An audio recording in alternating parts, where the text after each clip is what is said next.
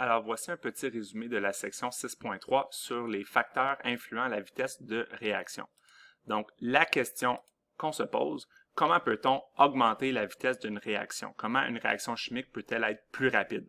On aurait pu également faire tout ce résumé-là avec comment diminuer la vitesse de réaction. Donc, on change les mots augmenter par diminuer et on a exactement le même principe. Donc, pour augmenter la vitesse de réaction, il faut augmenter le nombre de collisions efficaces. Donc, si on a plus de collisions efficaces, on a plus de collisions efficaces à chaque seconde. Donc, on forme des produits plus rapidement. Les réactifs réagissent plus rapidement. Donc, la réaction se fait plus vite. Première façon d'augmenter le nombre de collisions efficaces, mais augmenter le nombre total de collisions. Par exemple, si j'ai 12 collisions efficaces sur 1000 collisions, mais si je fais 2000 collisions, je vais avoir 24 collisions efficaces, donc plus de formation de produits.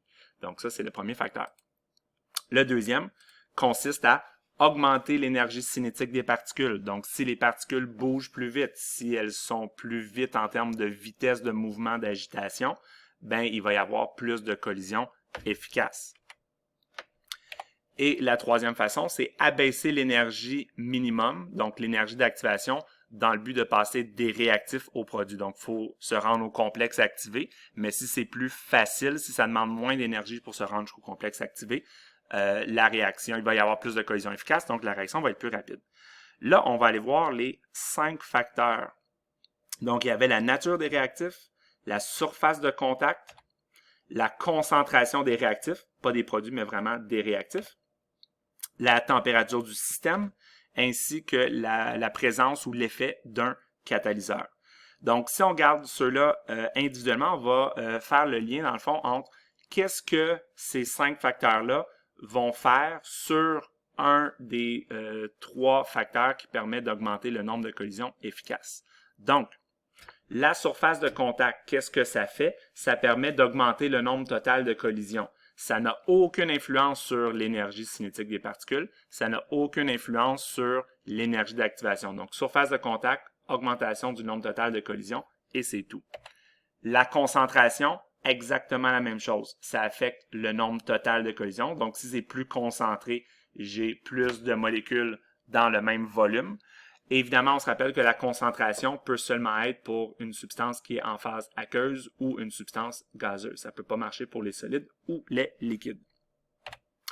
Au niveau de la température, bien, la température affecte directement l'énergie cinétique des particules. Il y a une petite influence aussi. Évidemment, si les molécules bougent plus vite, s'il y a plus d'énergie cinétique, il y a aussi un peu plus de collisions au total. Donc, on peut le mettre avec une petite flèche mince, mais l'effet principal, c'est vraiment augmenter l'énergie cinétique. Donc, ce qui va augmenter le nombre de collisions efficaces. La nature, donc, la nature peut abaisser ou augmenter l'énergie minimale pour réagir. Donc, on se rappelle que si on a plus de liens à briser, ça va être plus difficile, donc on augmente l'énergie d'activation. Si on a des liens plus forts, comme des liaisons doubles, des liaisons triples, ça va augmenter l'énergie d'activation, donc ça ralentirait. Les phases, qu'est-ce qui réagit le plus lentement? De façon générale, les solides. Ensuite, les liquides un peu plus vite, les gaz un peu plus rapides et encore plus rapides, les solutions aqueuses. Et finalement, il y avait d'autres petits exemples qu'on a vus dans le cahier.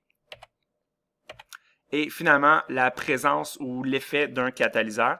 Donc, un catalyseur va permettre de faire la réaction en plusieurs étapes plutôt que de la faire en une seule étape. Ça va abaisser l'énergie d'activation. Donc, il y a plus de collisions efficaces qui sont capables de se faire à chaque seconde. Donc, voilà pour le résumé de la section 6.3. On peut maintenant faire les exercices.